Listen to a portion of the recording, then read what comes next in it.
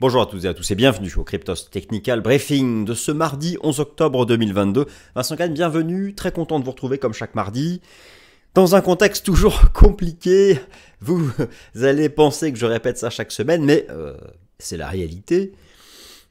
Le dollar américain revient sur ses plus hauts, les indices boursiers sont sur leurs plus bas. Je ne vous parle pas, mes amis, des taux d'intérêt, quelle que soit la courbe des taux d'intérêt, quelle que soit l'échéance, sur les plus hauts, et le marché crypto tient encore. Alors, c'est une semaine qui va permettre de trancher, la semaine de tous les dangers. Jeudi, les chiffres de l'inflation aux États-Unis. Cette inflation qui a réaccéléré en novembre, malgré la politique monétaire restrictive des banques centrales. Cette inflation qui, si elle devait accélérer en septembre, viendrait briser le dernier bouclier du marché crypto. Car depuis le début de l'été, il résiste, il surperforme. Ah, il ne monte pas pour autant, mais il freine la baisse des actifs risqués. Il résiste à la hausse du dollar américain. Et surtout, il encaisse ces remontées de taux d'intérêt du marché qui ne sont pas terminées. Eu égard aux anticipations de politique monétaire des banques centrales, et on peut aussi ajouter qu'il encaisse les nouvelles géopolitiques. En fait, où en est-on à long terme sur le cours du Bitcoin? C'est le sujet que je vais traiter dans cette vidéo. Je vais l'appréhender de plusieurs façons, le contexte, les graphiques, l'analyse technique, les indicateurs. Sommes-nous déjà en territoire technique inconnu? Vous allez voir que selon certains aspects, oui, selon d'autres, non. En fait, c'est passionnant. Les traders institutionnels perdent patience. Ils ont tenté quelque chose vers la mi-août. Malheureusement, les chiffres se dégonflent, en particulier du côté des traders institutionnels à fort effet de levier. Selon le rapport Commitment of Traders de la CFTC, la toute-puissante administration de régulation des contrats à terme aux États-Unis. Bon, je vais tout vous montrer, on va faire ça dans l'ordre. Avec en plus, comme d'habitude, l'analyse technique Bitcoin, BNB, ETH et ça doit être NIR en quatrième crypto-monnaie. NIR, c'est dommage. Il y avait une compression, on vient sur les plus bas. Bon, enfin, on va voir ça. Enfin voilà, donc, si vous voulez, le marché crypto a eu sa dose de baisse. Il a fait l'essentiel. Maintenant, l'alternative, c'est quoi? Soit il a fait l'essentiel et depuis le début de l'été, il construit un gros socle et ça finira par repartir. Tant que chaque semaine, son bouclier se réduit, parce qu'il est attaqué fondamentalement, mais il tient encore. Soit il manque l'ultime frayeur. Soit il manque l'ultime frayeur. C'est-à-dire un dernier décrochage, un dernier rinçage, une dernière chasse au stop qui nous mènerait vers 14-15 000 avant de reverser à la hausse, si le contexte ne devient pas hors de contrôle. Bon, ce sont des choses répétées régulièrement ici. Rassurez-vous, vous n'allez pas vous ennuyer. J'ai préparé plein de nouveaux graphiques, des choses intéressantes à voir, des choses techniques un peu plus pointues. On attaque. Allez, je me réduis. Voilà, j'espère toujours que ces vidéos Cryptos Technical Briefing vous plaisent toujours. Chaque mardi, j'essaye un peu de varier les plaisirs. Car bon, de toute façon, on est dans un contexte où on ne va pas s'en sortir comme ça. Donc ça va prendre du temps. Mais si ça vous plaît, n'hésitez pas à vous abonner, à liker, à partager. Ce qui nous aide, ce qui m'aide. Allez, on attaque. Alors, tout d'abord, le temps fort fondamental de la semaine. Soyez-en bien persuadés. Les chiffres de l'inflation aux États-Unis. Vous avez ici l'histogramme de l'inflation core aux États-Unis avec le rebond de l'inflation en août, ce jeudi. Ce jeudi, vous avez la publication des chiffres de septembre. Le consensus est à 6,5. Si on fait du 6,5 ou du 6,6, on est à 15 000 vendredi. Si on fait moins de 6,3, je pense qu'on a un rebond technique. Voilà. En gros. Donc ça va être vraiment passionnant. En plus de ça, vous avez aussi les minutes de la Fed mercredi. Alors, le contexte cross-asset les indices boursiers, bon, bah, c'est pas folichon. Vous avez ici à nouveau un graphique sous les yeux qui vous propose l'indice S&P 500 en bougie japonaise hebdomadaire et le taux d'intérêt à 2 ans des États-Unis. Je vous rappelle que le rendement obligataire à 2 ans est celui qui anticipe le mieux celui de la Banque centrale. C'est simple, le bull market de la crise sanitaire, ça a été les taux d'intérêt à 0. Lorsqu'il y a eu les premières patterns de renversement haussier sur les taux d'intérêt du marché à 2 ans au dernier trimestre 2021, ça a été le point haut du Bitcoin. Le point haut du Bitcoin en novembre 2021, ça a été la validation des patterns de renversement haussier sur les rendements obligataires à 2 ans et la validation du double bottom du dollar américain. Il n'y a pas de secret, il n'y a pas de mystère. Il n'y a qu'une articulation cross-asset. Et si en plus vous saupoudrez ça de tensions géopolitiques, je vous garantis que vous annonciez ça à l'été 2021 à des commentateurs, vous leur annonciez ce cocktail et vous leur demandiez le prix du Bitcoin, ils vous disaient 1000 ou 0. Bon, on est quand même encore à 19 000. Voilà, bon, le choc boursier de la crise sanitaire sur le S&P 500, les taux d'intérêt à 0 représentés par le rendement obligataire à 2 ans, le bull market, la pattern de renversement haussier des taux d'intérêt à 2 ans, l'épaule tête-épaule, et tout est logique. Bon, voilà. Tout le monde vise ça sur le S&P 500. Est-ce qu'on ira? Je ne sais pas. En tout cas, le contrat futur en temps réel est sur son plus bas.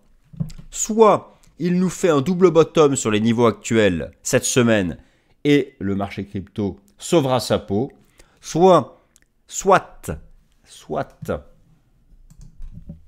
la liaison c'est important, soit il enfonce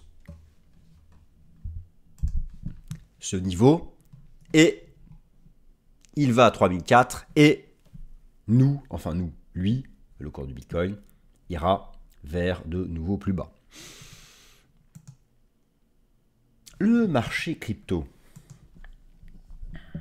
ce bon vieux marché crypto, fera son point bas le jour où le marché anticipera le pivot de la Fed. Je vous renvoie vers ma vidéo de la semaine dernière. Mais le marché fera son point bas le jour où le marché anticipera le pivot de la Fed. Mais il ne le fera pas le jour du pivot de la Fed. Il le fera plusieurs mois avant. C'est pourquoi il faut se concentrer sur cet aspect des choses. Si la Fed pivote fin d'année 2023, n'attendez pas de point bas du marché crypto avant le premier semestre 2023. Si la Fed pivote au premier semestre 2023, attendez-vous à un point bas du marché crypto cette année. C'est l'enjeu. Maintenant, la Fed, elle pivotera le jour où elle aura vaincu l'inflation, ou s'il y a un risque systémique pour l'économie réelle.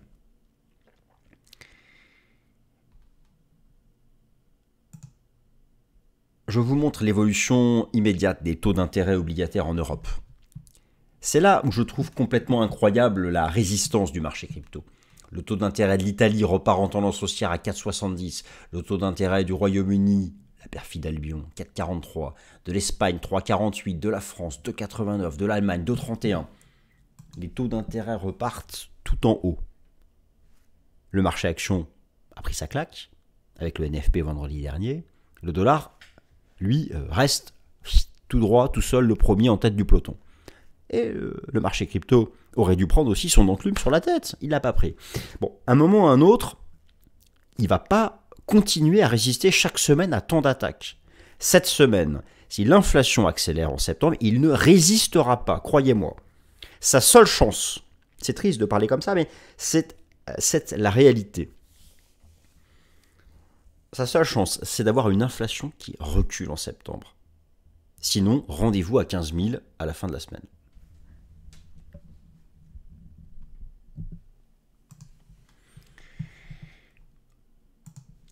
La surperformance du marché crypto, vous la connaissez, elle est une réalité. Je l'illustre chaque semaine à travers l'analyse du ratio Bitcoin S&P 500.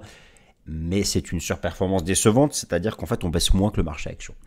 Malheureusement, j'y applique ici le système Ishimoku. Il n'y a pas eu la semaine dernière de cas sur regardez, c'est incroyable comme on est capé par la Tenkan. Tant qu'on ne la dépasse pas d'accélération du ratio. Je vous rappelle comment marche un ratio. S'il monte, le numérateur surperforme. S'il baisse, le numérateur sous-performe. Et bon, bah voilà, il y a quelque chose, mais ça ne veut pas y aller. Moi, pour moi, en gros, si vous voulez, mon avis, le point bas, soit on le fait maintenant, soit on le fait à 14 000. Voilà. Parce que si on casse 14 000, on décroche à 3 000, et là, c'est vraiment qu'il se passe quelque chose de fou furieux et que tout s'effondre. Bon, je vais vous remontrer ce chart qui est la représentation graphique du pourcentage drawdown du Bitcoin par rapport au record historique. Nous sommes à moins 73% depuis le record historique. Notez le point bas de mars 2021, c'était aussi moins 73% depuis le record historique. Il y a des divergences, des choses, ok, très bien. En fait, en gros, alors certains voient une sorte de biseau descendant, je ne sais pas quoi voir, mais en tout cas, soit on tient cette semaine avec une inflation qui ralentit et on a fait un bottom pour cette année, soit l'inflation accélère en septembre et je vous garantis qu'on va chercher cette trendline qui se situe à moins 80% depuis l'ex-ATH, c'est 15 000 $. D'où l'extrême importance de ces chiffres du mois de septembre qui sont publiés jeudi aux États-Unis. Bon, dans l'immédiat, on résiste encore à la hausse du dollar américain, je ne sais pas par quel miracle, mais c'est un fait. On résiste encore à la hausse du dollar américain. Les traders institutionnels perdent patience. Je vous remontre ici. Alors, je vais vous le montrer directement sur le site. Là, je suis sur le site de du Chicago Mercantile Exchange. Voilà. Et donc, qui compile des datas pour toutes les classes d'actifs des traders de différentes catégories sur différentes classes d'actifs. Vous avez ici les cryptocurrencies, le Bitcoin, et je suis allé chercher les leverage, les traders institutionnels à fort effet de levier. Eh bien, il y avait eu, alors vous avez ici l'histogramme, en bleu les positions longues, en orange les positions short. Il y avait eu un début de rebond mi-août, et donc, qui est représenté ici graphiquement sur CoinGlass, mais voilà, vous avez la courbe, voilà le rebond de l'histoire. Et là, ils perdent patience, en fait, ils en ont marre d'attendre. Tout le monde connaît l'importance du support à 18 500, 19 000 $. Ils ont tenté une petite accumulation. Maintenant, voilà, ils vont lâcher l'affaire si les chiffres de l'inflation accélèrent en septembre. Et ce chiffre est publié jeudi. Donc, bon, c'est pourquoi, là, en termes de temps, maintenant, c'est bien de réfléchir, d'être patient, mais la décision va être faite cette semaine. Donc voilà, il va falloir à un moment ou à un autre avoir conscience de ça. Où en est-on à long terme sur le plan technique? Bon, c'est le titre que j'ai choisi pour la vidéo, j'aurais pu choisir d'autres titres, il faut bien choisir un titre. Vous avez ici le graphique en bougie japonaise hebdomadaire du Bitcoin All-Time History Index. Bon, vous savez, cette fameuse moyenne mobile à 200 semaines, qui a toujours tenu. Mais en même temps, on n'a que 12 ans d'historique de course, ce qui n'est pas énorme. Là, on glissote en dessous. On glissote.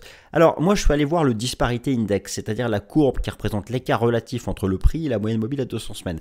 Certains y voient un biseau descendant, qui serait une figure chartiste de renversement haussier, d'autres y voient simplement une glissade baissière, on va regarder ça.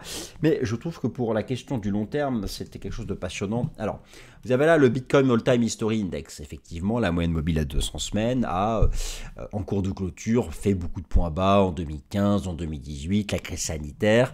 Et là, on bascule en dessous. Et donc, là, vous avez le Disparity Index à la moyenne mobile à 200 semaines. Donc, voilà, lorsque l'indicateur touche 0, c'est un point de contact entre la moyenne mobile à 200 semaines et le prix. Et historiquement, effectivement, on a toujours rebondi dessus. Bon, bah voilà, vous avez l'illustration en direct qui est ici. Et là, donc, on est en dessous. Alors, voilà, certains me disent, oui, ça, c'est un biseau descendant. S'ils ont raison, le point bas est proche. S'ils ont tort, malheureusement, on va décrocher. Donc, c'est ça la question. Est-ce un cas d'école d'un biseau descendant avec une extraction haussière à la clé qui nous fait donc repasser au-dessus de 0, c'est-à-dire un prix au-dessus des MM200, c'est-à-dire un rebond technique à 25 000? On verra. En tout cas, nous sommes, de ce point de vue-là, en territoire technique inconnu sur le cours du Bitcoin. Même si le prix a déjà été plus bas. D'un point de vue relatif à la moyenne mobile à 200 semaines, nous sommes en territoire technique inconnu. À long terme, toujours le graphique mensuel, n'interprétons pas une bougie mensuelle le 11 octobre. Mais si ça tient, on aura l'inflexion d'histogramme. Si on va à 15 000, on ne l'aura pas. Voilà, tout le monde vit cette zone, tout le monde la vise, on verra bien. En intraday, c'est encore un petit miracle qu'on n'ait pas cassé l'énorme support avec les indices au plus bas, $, au plus haut. Donc, mais c'est la dernière chance, c'est la dernière semaine. Il n'y aura pas davantage de chance. Et pour cela, ça va se jouer sur l'inflation. Je vais redescendre le Disparity Index en bas. Hop. Voilà, et je vais donc remonter la ligne de MACD et le RSI. Vous avez ici toujours cette potentielle compression aussi sur le contrat futur. Bon. Pour les autres, en bref, alors loin de moi l'idée de bâcler ETH, BNB et NIR, mais aucune analyse technique à proprement parler d'un token n'a actuellement le dessus sur le cadre et donc encore moins sur les leaders marché crypto. Mais quand même, on regarde. Nous regardons. Pardon. Bon, ETH, rien de nouveau sous le soleil, c'est un range au-dessus des 1240 $, qui était le point d'accélération haussière de la mi-juillet, toujours potentiellement à A égale C, mais il ne se passe rien. On est, pour le moyen terme, depuis qu'on a rebasculé sous l'ex-ATH, les 1529 $, on est repassé en pression baissière. Bon, vous voyez, la Kijunbi tombe dessus pour le système Ichimoku. C'est un trading range, les seuils n'ont pas changé. En cas de cassure journalière des 1240, on va à 1000. Là, ici, vous m'y trouverez. Et en cas de rebond et de cassure de la résistance à 1380, on remonte chercher 1529, qui probablement sera dépassé pour aller rechercher cette trendline. Ça, c'est en cas de ralentissement de l'inflation. Le Binance Coin est un trading range entre 260 $ et 301 $. Et alors, faut-il acheter le retour sur le bas du range? Il n'y a pas de réponse par oui ou par non.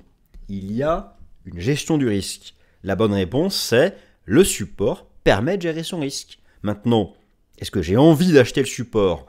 D'un point de vue de ce que représente un support, oui, parce qu'il me permet de gérer mon risque et qu'il attire des acheteurs. Non, si je considère que le contexte est trop dangereux.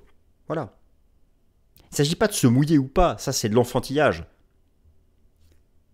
C'est pas oui, je pense qu'il... Non, c'est un niveau qui permet de gérer son risque.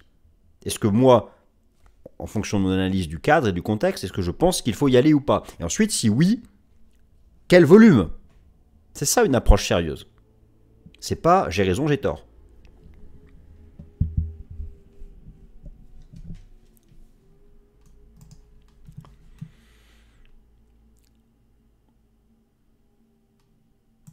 Déception pour NIR. Potentiellement, on avait une structure en biseau descendant. Vous voyez qu'on en sort par le bas. Maintenant, on revient à 3,08. Vous allez dire, ce niveau est tracé n'importe comment. Non, regardez, j'attrape exactement le cours de clôture. Vous savez lire comme moi les bougies japonaises. C'est le plus bas annuel. C'est cette bougie. La bougie du samedi 18. Le bord du gouffre. Certains l'achètent. Je peux comprendre. Si vous le faites, mettez votre stop ici. Mettez votre stop, même... C'est même beaucoup, c'est trop en pourcentage. Juste en dessous. Car si ça cède, on basculera sous cette mèche. Donc, je peux comprendre qu'on s'intéresse à NIR, parce que c'est un gros support horizontal. La suite dépendra des données globales macro. Mais en tout cas, retour sur les plus bas, c'est une grosse zone de support qui a le mérite de pouvoir mettre son stop de manière très serrée. Ainsi s'achève le Cryptos Technical Briefing de ce mardi. J'espère qu'il vous a plu. Je vous remercie toujours de suivre mes vidéos chaque mardi, toujours de les commenter. Je lis tous les commentaires. Ça me fait plaisir. Donc voilà, j'espère que vous prenez aussi du plaisir à m'écouter. Merci, passez une bonne semaine et on redébriefe mardi prochain.